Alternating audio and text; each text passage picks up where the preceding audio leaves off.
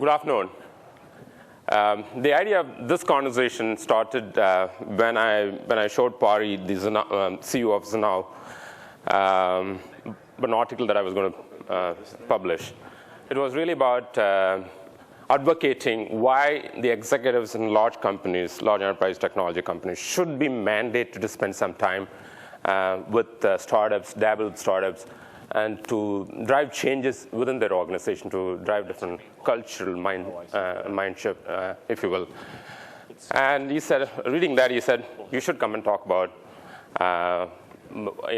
what you folks do in your organization in terms of driving that kind of a shift and mindset. I'm responsible for our R&D centers in Asia Pacific, Japan. The whole journey from the time we started, me and my team, took it as an entrepreneurial journey. We didn't really worry about what kind of work we would do. We said we will do any work. And at that point in time, the design theme we followed was if you partner with the businesses of EMC and helping solve their problem, at that time was really, when you talk about these kind of centers, first thing that comes is, of course, can I scale with talent? And of course, can I also do it in an efficient way? So we said, we'll solve that problem. We went after the scale at that time. And the reason why we had that as the design was, when you scale, you get a lot of resources. And you get the seat at the table. When you're big and you can, with the resources available, you can do a lot of different things, interesting things, right, when you're resourceful. And then a few years later, we pivoted it completely to a different model, which is, again, more entrepreneurial, innovation, and capability-based shift. And how did we go about doing that? So in any organization, everyone has an idea. And you have an idea, your team has an idea. And it could be around a new product, new technology, or solving a customer problem, or improving customer satisfaction. It could even be the next billion-dollar idea. So what happens is people go through that.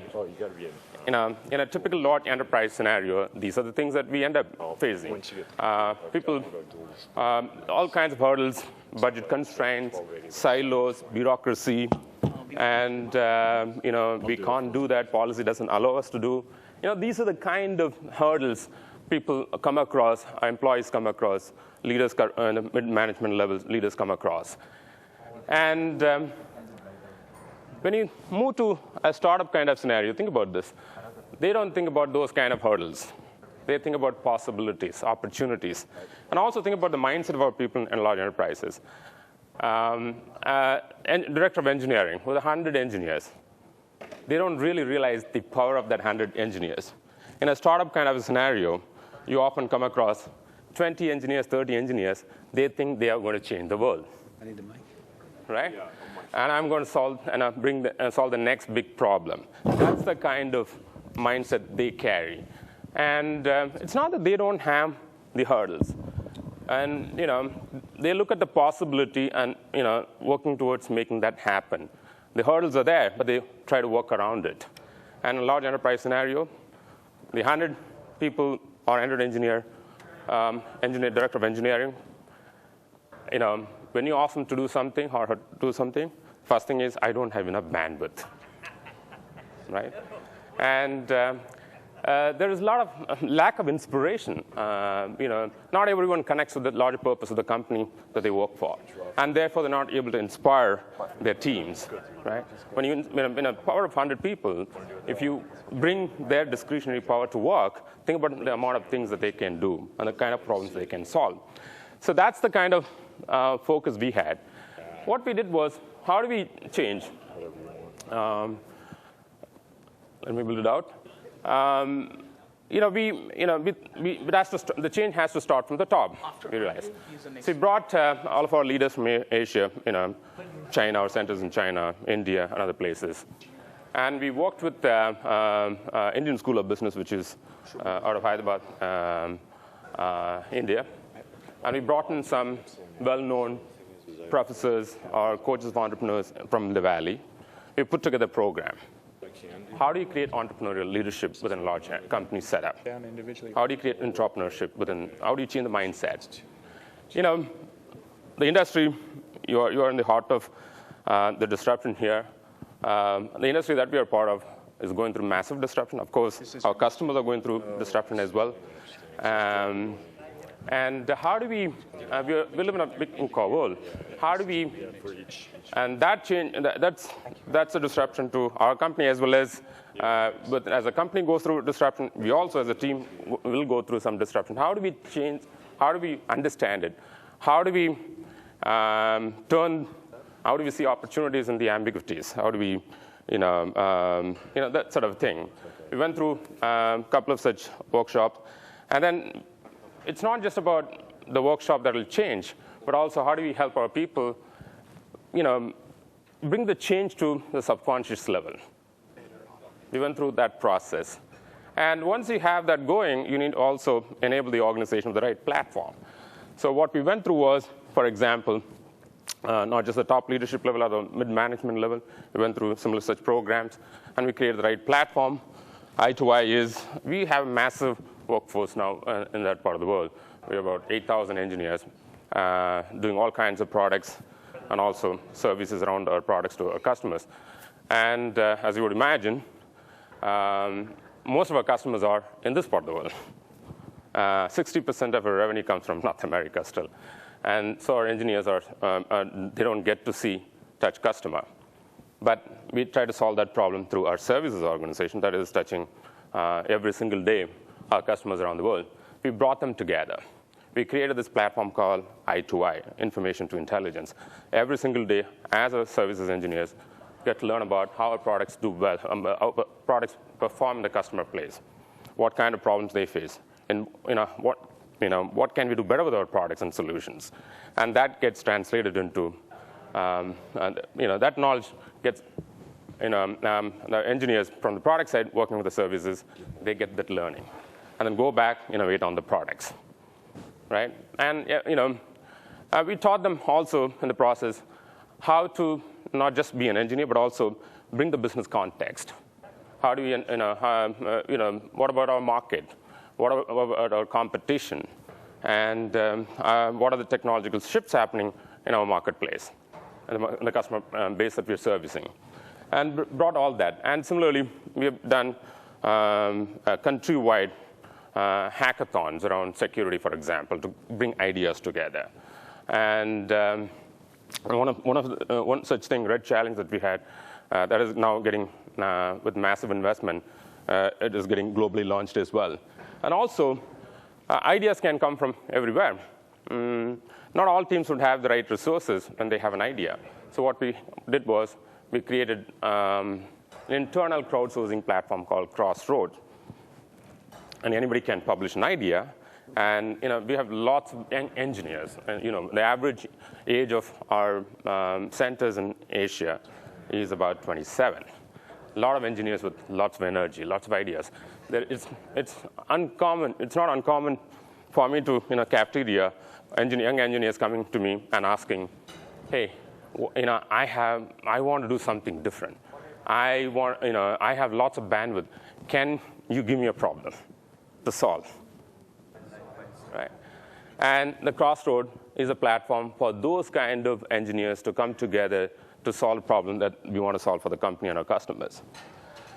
And that kind of environment, help drive change. And these are some of the examples that we've been able to achieve. One, Aadhaar, for example, is a platform for providing unique identification to every single Indian, 1.2 million people. I think we're almost closer to covering all the citizens of India with unique, very advanced biometric-based identification system. And while our sales team mapped the sales process, the government sales process, we partnered with the technology arm that was architecting the unique identification system. And the interest here was not for, we didn't care about how much revenue our company will get. It was really about putting our engineers to work with that team to solve a problem. How often we come across a problem to give identification to 1.2 billion people. There are only two nations in the world with more than 1 billion people population, right? Massive problem to solve. It stretches the boundaries of technology. So we wanted to take advantage of it and get our people learning through this process. So we partnered with them, and we helped them with architecting. And that required, if we had to win those kind of deals, it required us to extend our product, change our product. We took that call without waiting for anybody's permission in our cockpit, for example, to change our product to help them solve that problem. And as a result, it ended up being a $75 million deal for EMC, one deal. They have EMC storage, or RSA security technologies powering that kind of a solution. Similarly, in China, that part of the world is investing a huge amount of money on public safety and security, given whatever going on around the world. And we saw an opportunity to make some tweakings, extension to our products, storage products, bring down the cost of video surveillance kind of solutions, and making it an appliance, one appliance for driving video surveillance kind of applications. And that is a $300 million type of opportunity. So we got our people thinking business and becoming more relevant within the company, outside in the market as well. And similarly, there was a joint open source lab that we have established with the China Mobile. Again, here the thought was, how do we make EMC as a real big partner, strategic partner for China Mobile? They want to play with open source for them to launch their services. And by working with them, by helping them, not only that we learn, but also in the process, we will mindshare for our company with China Mobile, the largest mobile operator in the world. And also, we went through a similar thing internally as well. We didn't want to fight for projects between China and India teams. But given the massive enterprise technology company that we are, everyone has a role to play within the company. So we decided to create, we have 5 operating locations within APJ, 3 cities in China, 2 cities in India. And how do we create a brand around each location? When we think about Bangalore, for example, Bangalore should be known for something within our company, for certain expertise, for certain depth of skills within the company. We went through that massive transformation. Similarly, China, for example, again, Shanghai is known for something. And as a result of the depth, we've been able to help our company with time to market, shorter time to market on some of our products. For example, within 12 months out of Shanghai, we have been able to help our company with a converged infrastructure platform to compete. We don't have an offering in the low end of the market in the converged infrastructure. We just got that filled within 12 months because of the depth of expertise, the entrepreneurial spirit that we built in our company. So what does it do to the individual? Me personally, for example, as I dabble with startups, I'm an angel investor. I'm on the board of some other startups as well. What does it do to me as a person? And when I come back, with 25 years of enterprise technology experience, or large company experience. Prior to EMC, I worked for Microsoft for 10 years. 25 years of large company setup, you have certain mindsets, certain cultural traits, and you're used to having lots of resources, right? And as I go to the work with the startup, it changes my mindset. It challenges all of my assumptions, right? I come back completely re-energized. For me, working with a startup and coming back to office is like going to health spa and coming back regenerated, right? And that is the attitude I bring to the team as well.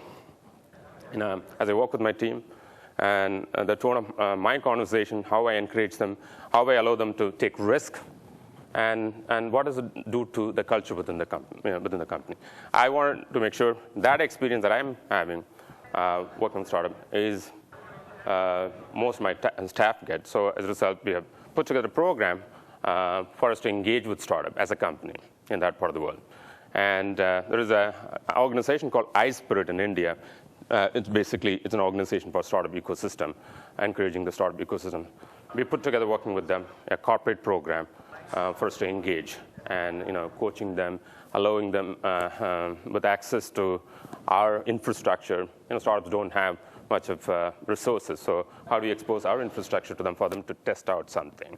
Working, get some ideas from some problem-solving ideas from our architects, for example. So we're kind of exposing more and more population from our group to the startup, and that changes the mindset within the company. And also, what we have done is, at the team level, I used to work, with my leadership team. What's the strategy for us for this year and next year? And then goals go, from there the goals go down. So we changed it last year. I'm not going to give you goals. Each of our teams, product teams or service teams, are big enough. I'm not going to give you the goals. You're going to give me goals, because each of you are big enough now. You have to go find your North Star. You work on your North Star. You come back to me in what ways I can help you achieve it.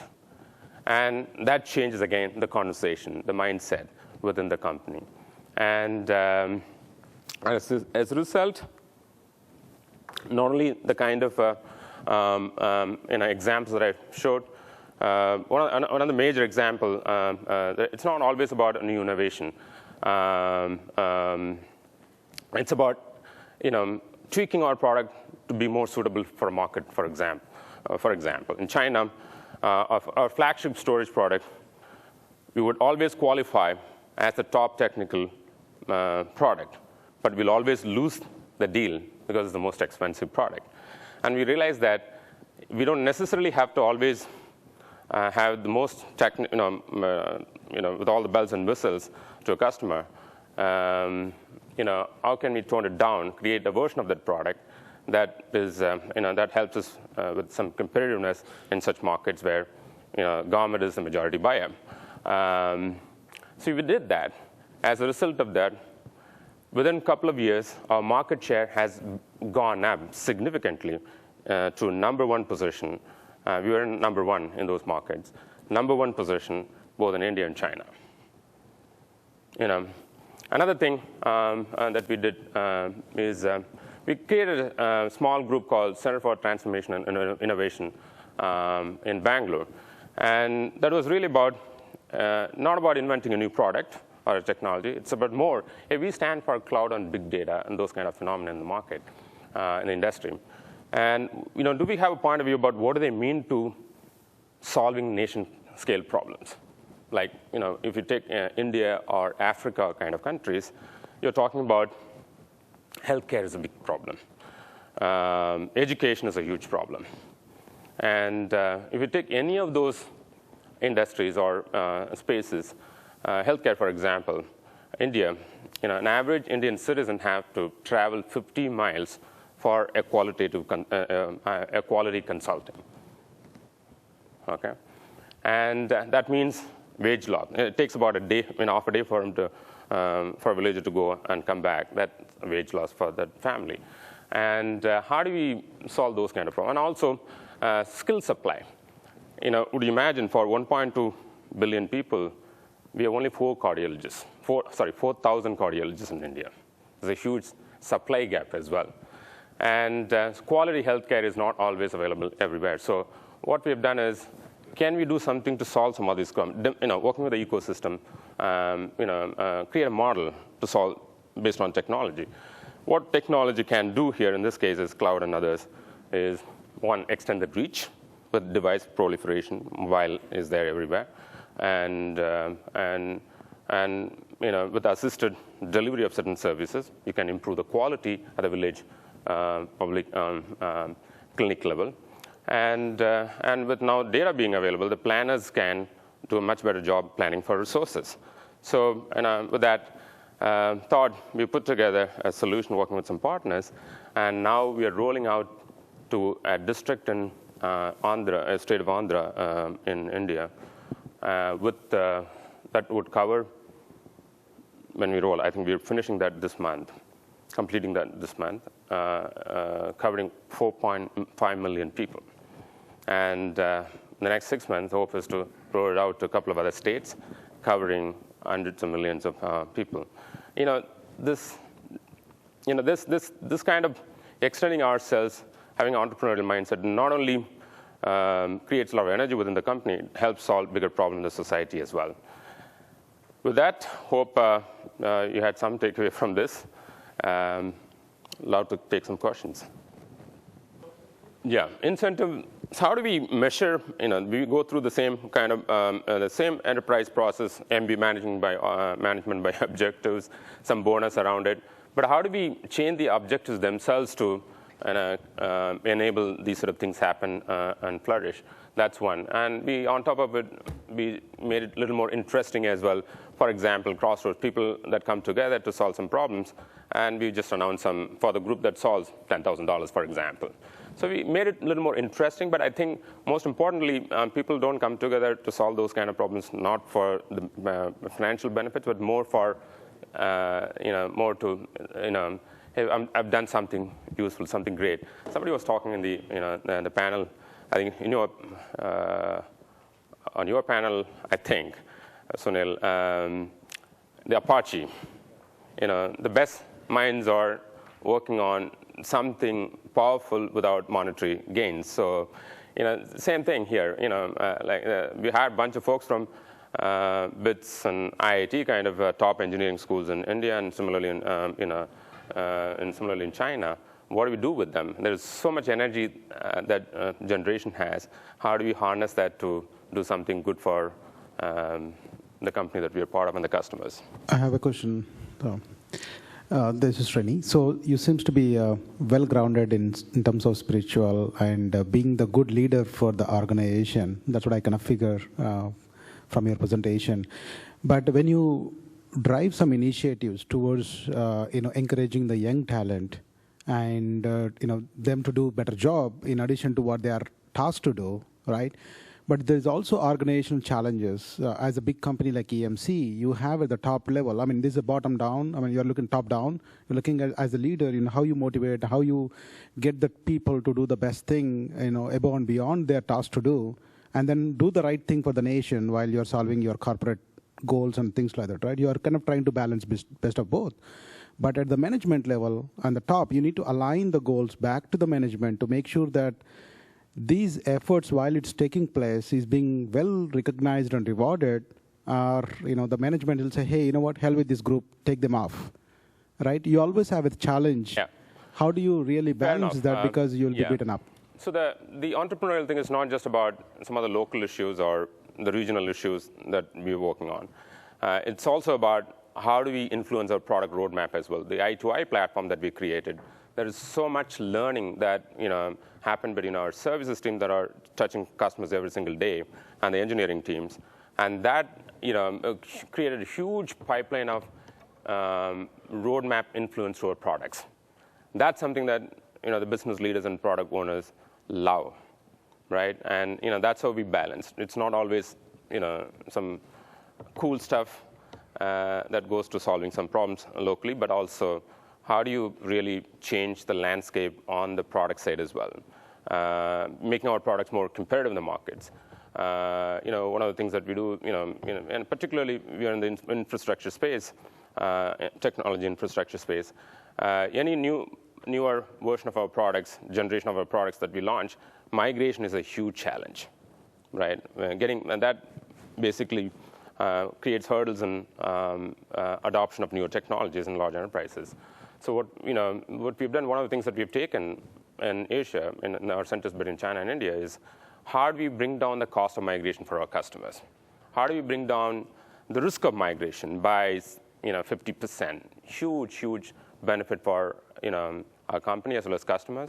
When that kind of work, that kind of thing happens as a result of the kind of mindset that we created here. People thinking big, trying to solve a bigger problem for the company and customers. All of that happens together. It's not just the cool local stuff. All right. We are running behind time, so thank you, sir. Here's a little token of appreciation. Thank you so much. Thank you.